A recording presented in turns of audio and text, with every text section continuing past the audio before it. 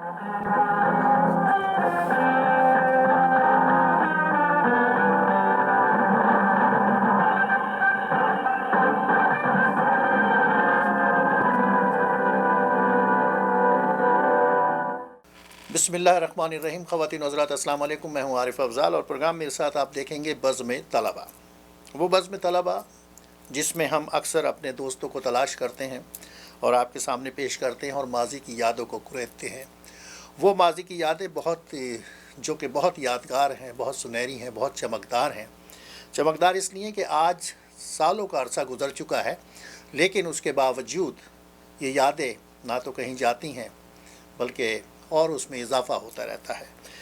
और मेरी खुशकिस्मती है कि क्योंकि ज़्यादातर मैं अमेरिका में बैठा हूँ और हमारे बहुत सारे साथी जो हैं वो पाकिस्तान, ख़ास तौर पे कराची में होते हैं। चंद एक दोस्त हैं जो कि यूरोप और अमेरिका और कनाडा में हैं और उनसे गुफ्तगू होती रहती है। आज मेरी खुशकिस्मती है कि एक ऐसे दोस्त के साथ मैं मौजूद हूँ जो बज़्म तलबा में मेरे साथ थे, और जब मैं खेल के मैदान में कूदा तो फिर असिस्टेंट प्रोड्यूसर के तौर पे मेरे ख़्याल से वही आए थे याकूब के साथ। तो देखते हैं कि आज हमारी जो शख्सियत है, मुझे खुशी है कि इन्होंने तालीम के मैदान में बहैसियत तालिब इल्म बहुत अच्छा काम किया और मेहनत से पढ़े। और आज सबसे ज़्यादा खुशी की बात यह है कि एक तालिब इल्म आगे बढ़कर जब दूसरे तलबा व तालिबात को उस इल्म को मुंतकिल करता है तो वो बड़े एज़ाज़ की बात होती है। और मेरा आज का ये मेहमान, मेरा आज का ये दोस्त उज़ैर अहमद मदनी, ये ख़ुद कल तालिब इल्म थे, आज उस्ताद हैं और कराची के नेशनल कॉलेज में पढ़ाते हैं। उज़ैर का ताल्लुक़ एक अदबी घराने से है। नैयर बिन मदनी इनके वालिद, बहुत अच्छे शायर, और मेरे ख़्याल से ख़ास तौर पे नात का हवाला था। अगर मैं गलती करूं तो मैं इनसे अभी पूछ लूँगा। और इसके साथ साथ बहुत अच्छे डिबेटर और मतलब टैलेंटेड नौजवान। अब हम नौजवानी की मंजिलों से निकल के जवानी में हैं, बल्कि अब तो बुढ़ापे का वक्त शायद कुछ अरसे के बाद आ जाए। तो Uzair Ahmad Madani, welcome in the show. और कैसे हैं आप? ठीक ठाक हैं? बहुत शुक्रिया आरिफ। बिल्कुल, आप अमेरिका में बैठे हैं और मैं यहाँ पाकिस्तान में, लेकिन इस वक्त जो माहौल चल रहा है, तो वो जो कभी ग्लोबल विलेज की बात होती थी कि दुनिया ग्लोबल विलेज बन जाएगी, तो इस वक्त पूरी दुनिया तकरीबन एक जैसे माहौल से गुजर रही है, तो हम यकीनन एक ग्लोबल विलेज में हैं। बहुत शुक्रिया, अल्लाह का करम है कि बिल्कुल खैर खैरियत से हूँ और आप भी माशाल्लाह खैर खैरियत से नज़र आ रहे हैं। अल्लाह आपको खैर खैरियत से रखे। ग्लोबल विलेज तो देखें, इस टेक्नोलॉजी ने, इस सोशल मीडिया ने दुनिया को ग्लोबल विलेज तो बहुत पहले बना दिया था, लेकिन आज दुनिया को एक सतह पे लाके खड़ा कर दिया, ख्वाह वो अमेरिका हो, यूरोप हो और पाकिस्तान हो। अब हरे पासपोर्ट की भी वही इज्जत है कि लोग कहीं आ जा नहीं रहे। बहरहाल इस बात को एक अलग रखते हैं। उज़ैर, मैं लेके चलूँगा आपको बंदा रोड पे रेडियो पाकिस्तान कराची की इमारत में, जहाँ पे उस इमारत में जहाँ पर हमारा बड़ा सुनहरी दौर गुजरा है, हमारी नौजवानी और हमारी जवानी का दौर गुजरा है। और मैं अक्सर दोस्तों से सवाल करता हूँ, क्या आज भी याद आता है वो आपको रेडियो पाकिस्तान का बड़ा सा सहन, अपना कोने के ऊपर रिसेप्शन जहाँ से परवाना मिलता था अंदर जाने का, और फिर उसके बाद राइट साइड के ऊपर बड़ी इमारत जहाँ पे मैनेजर, स्टेशन डायरेक्टर और ऊपर स्टूडियोज़ और सामने बैरिक्स थी और हमारी बैरिक बिल्कुल सामने थी, तो वो बरगद का दरख्त, तो और वो कैंटीन, वो सब चीज़ें आपके मंज़र में है। मेरे तो, मैं जब भी ये गुफ्तगू करता हूँ तो मेरे आँखों के सामने ये सारे मंज़र आ जाते हैं। तो आप कैसा फ़ील करते हैं आज के दौर में? पहले तो आरिफ, अपने एक दोस्त, हमारे मुश्तरका दोस्त बज़्म तलबा के याकूब गज़नवी का एक शेर मैं इस मौके पे दोहराऊंगा कि कौन भूला है भूल जाने से ये कसम नातमाम रहती है। तो ये कैसे हो सकता है कि हम उस रेडियो को भूल जाएं, उस इमारत को भूल जाएं। आप यकीन कीजिए आरिफ, अब भी अगर कभी वहाँ से सामने से गुजर होता है तो वो कहते हैं ना कि एक हुक सी उठती है और वो तमाम चीज़ें याद आ जाती हैं। आखिर जी भूले नहीं हैं वो रेडियो और वो रेडियो की इमारत, उस रेडियो में मौजूद वो शख्सियात, वो बड़ी शख्सियात थे जो शायद अब हम अगर कहें कि क़हतुर्रिजाल की कैफियत है, वो शख्सियात नज़र नहीं आती।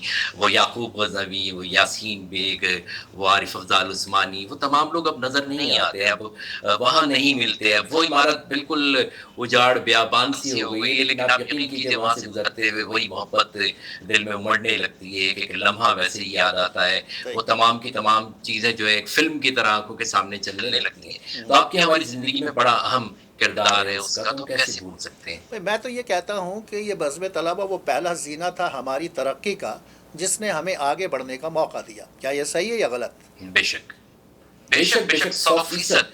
یہ حقیقت ہے کہ شاید ہم میں سے بہت سے طالب علم جو اگر شاید بزم طلبہ تک نہیں پہنچتے تو جہاں آج ہم ہیں شاید ہم وہاں نہ ہوتے.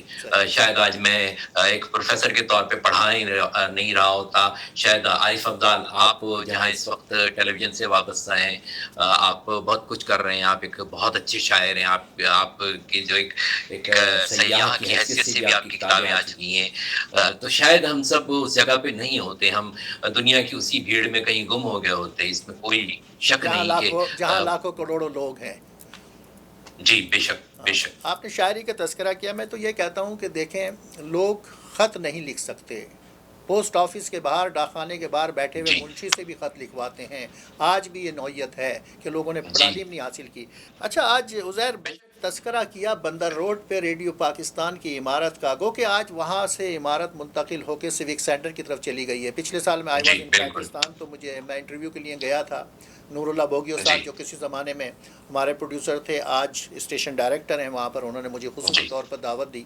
میں گیا، حالانکہ بہت مصروفیت ہوتی ہے، پاکستان مختصر دنوں کے لیے جاتے ہیں، لیکن گو کہ ریڈیو کی عمارت اس طرف چلی گئی ہے، لیکن آج بھی ہمارے دل و دماغ میں وہی بندر روڈ والی عمارت نکل کے نہیں دے رہی ہے. اس کی کیا وجہ ہے؟ بات تو یہ ہے عارف کہ عمارتیں یا آپ اگر انہیں سمندر یا میدان یا صحرا کسی کو بھی کہہ لیں، اصل میں وہ تو ایک بظاہر بے جان سی چیز ہے، لیکن اس میں اگر جان جو چیز ڈالتی ہے وہ ہماری یادیں ہیں. اس سے وابستہ جو ہماری یادیں ہوتی ہیں، تو اس عمارت سے جو ہماری یادیں وابستہ ہیں، جس طریقے سے اس عمارت نے ہمیں پالا پوسا، میں تو یہ کہتا ہوں پالا پوسا، جس طریقے سے اس نے ہمیں آگے بڑھایا، تو ہم کیسے اسے بھول سکتے ہیں؟ ہماری زندگی کا وہ قیمتی ترین دور جسے آپ جوانی کا دور کہتے ہیں، جو سنہرے دن ہوتے ہیں، وہ ہمارے وہاں گزرے. وہاں کی ہماری دوستیاں، وہاں کی ہماری لڑائیاں، وہ تمام چیزیں ہمیں شاید ہم کبھی نہیں بھول سکتے. بلکہ ایسا بھی ہوتا ہے کہ اگر کسی سے ہماری کبھی کوئی لڑائی بھی ہوئی ہو اور اس کے بعد ہمیں نہ ملا ہو، لیکن اگر بزم طلبہ کا کوئی حوالہ اس کے ساتھ ہے اور اب ہمیں مل جائے، تو میرے خیال میں اس سے زیادہ قیمتی ہمارے لیے کوئی بھی نہیں ہوگا. تو وہ ہماری یادیں ہیں کہ جن کے سبب وہ عمارت آج بھی ہمارے لیے اتنی حسین ہے، دلکش ہے. صحیح بات ہے. عزیر، واپس لیے چلتا ہوں میں انہی یادوں میں آپ کو. میں اکثر اپنے دوستوں سے پوچھتا ہوں کہ وہ دن بتائیے، وہ کون سا دن ہوتا تھا، وہ کون سا موقع تھا، وہ کون سا حوالہ تھا جس نے آپ کو بزم طلبہ میں پہنچایا. پہلا پروگرام آپ نے کون سا کیا، آپ کے دور کے پروڈیوسرز کون سے تھے. تو بہرحال وہ آپ کا دور میرا دور ایک ہی تھا.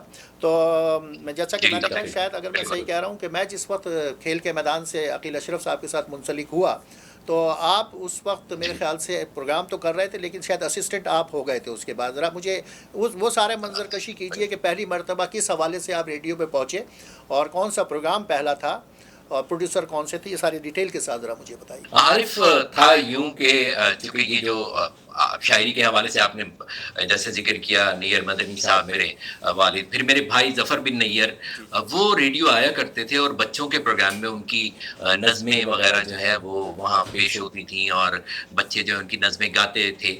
تو مجھے چونکہ خود اس کا بہت شوق تھا، اور میں اور میرے ایک دوست عابد ایک دن، شاید منگل کا دن تھا، اور ہم لوگ بیٹھے ہوئے ٹیپ ریکارڈر پہ اپنے کوئی اسکٹس خاکے جو ہے ریکارڈ کر رہے تھے.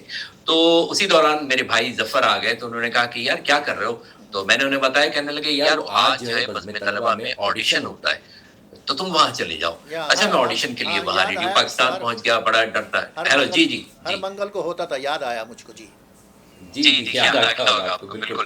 تو اس منگل کے آڈیشن کے لیے میں وہاں پہنچا، بہت لوگ تھے، اور مجھے یاد ہے کہ اس وقت وہاں مرزا یاسین بیگ اور یعقوب وہاں موجود تھے. خیر، میں نے آڈیشن دیا، اور آڈیشن کے ساتھ ہی مجھے معلوم ہوا کہ آج ایک پروگرام ہو رہا ہے صرف 1 منٹ. پروفیسر محمد فائز صاحب اس کے میزبان تھے. تو میں نے ایک بس بالکل جیسے کہتے ہیں قلم برداشتہ کے طور پہ ایک چھوٹی سی تحریر پڑھ دی. اچھا، وہ تحریر جب میں نے پڑھی تو فائز صاحب سے آپ واقف ہیں کہ وہ کس طریقے سے حوصلہ افزائی کیا کرتے تھے. بڑی حوصلہ افزائی کی فائز صاحب نے، اور شاید مجھے جہاں تک یاد پڑتا ہے کہ اس پہ وہاں مجھے تیسرا انعام بھی ملا تھا. تو پہلی انٹری وہ 14 نمبر اسٹوڈیو، جہاں ایک طرف رکھا ہوا بڑا سا پیانو، اور بہت سارے طلبہ و طالبات سامنے بیٹھے ہوئے، ایک محترم پروفیسر موجود، تو میرے لیے تو بڑا ایک سب کچھ انوکھا سا تھا. لیکن یہ کہ جب وہ کامیابی ملی، پھر اس کے بعد مجھے باقاعدہ وہاں سے ایک خط موصول ہوا جس میں لکھا تھا کہ جی آپ آڈیشن میں کامیاب ہو گئے، آپ آ کے ملیں. خواجہ بیگم مرحومہ ہوا کرتی تھیں، اور ضمیر علی پروڈیوسر ہوتے تھے. کچھ دن بعد قمر جمیل صاحب آئے.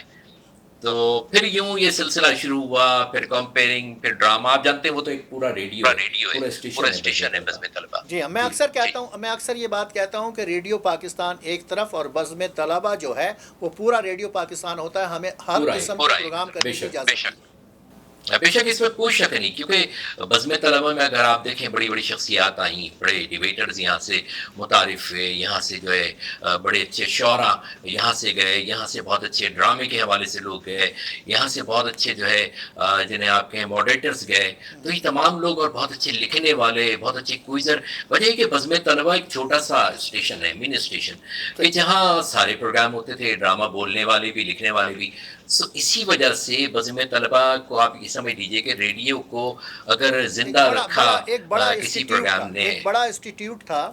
تو آپ نے یہ تو بتا دیا آپ کا پہلا پروگرام کیا تھا، لیکن آپ ٹوٹل کتنا عرصہ بزم طلبہ سے منسلک رہے، اور پھر آپ کی تعلیم کا سلسلہ کہاں تک پہنچا، اور یہ جو آج درس و تدریس سے آپ وابستہ ہیں، اس میدان میں آپ نے کب قدم رکھا؟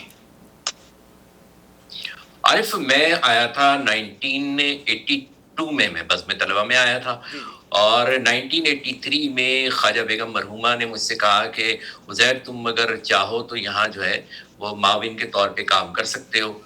اچھا میں سن کے تھوڑا سا گھبرایا کہ یہ کیا کرنا ہوگا، لیکن پھر میں نے حامی بھر لی، اور یہاں میں نے بزم طلبہ میں معاون یا سٹرنگر جو ہم لوگ کہتے تھے، آپ کو یاد نہیں ہوگا سب کچھ، تو سٹرنگر کے طور پہ وہاں میں کام کرنے لگا. پروڈیوسر کو اسسٹ کیا کرتے تھے، ہم پروڈیوسر کو اسسٹ کیا کرتے تھے صاحب. بالکل جی پروڈیوسر کو اسسٹ کیا کرتے تھے. اور آپ جانتے ہیں کہ کتنا سارا کام، پھر ایڈیٹنگ وغیرہ تمام چیزیں، ڈبنگ وہاں سیکھی، بولنا سیکھا. پروڈیوسرز نے حقیقت یہ ہے کہ خواجہ بیگم صاحبہ بڑی شفیق خاتون تھیں، اللہ انہیں جنت نصیب کرے. قمر جمیل صاحب، جعفر ہاشمی صاحب، یہ تمام لوگ. اور مجھے یاد ہے کہ میں اردو کالج میں پڑھا کرتا تھا، تو ایک دن میں اردو کالج کا ٹائم میرا ہو گیا تھا، میں گیا نہیں تھا. تو مجھ سے باجی کہتے تھے خواجہ بیگم صاحبہ کو، کہنے کہ تم ابھی یہاں نظر آ رہے ہو، تمہارے کالج کا ٹائم کیا ہے؟ میں نے کہا باجی یہی ٹائم ہے، یعنی سب کام چھوڑو، سیدھے وہاں جاؤ. تو یہ محبتیں، یہ انداز ایک گھر کی طریقے سے. پھر قمر جمیل صاحب جتنی بڑی شخصیت، شاعری کے حوالے سے، ادب کے حوالے سے، ان کے کمرے میں لوگوں کا ایک ہجوم ادب کے حوالے سے. تو عارف یہ جو میں لیکچرر کے طور پہ آج موجود ہوں، ایسوسیٹ پروفیسر ہوں، قمر جمیل صاحب نے مجھ سے کہا تھا کہ عزیر تم لیکچرر بنو، تمہیں لیکچرر بننا چاہیے. وہ چیز شاید مجھے یاد رہ گئی. پھر میں نے اردو میں ماسٹر کیا، ہسٹری میں ماسٹر کیا، عیار میں ماسٹر کیا. لیکن جو مجھے خاص جو میرا شوق تھا وہ ادب تھا، تو میں اس طرف آ گیا.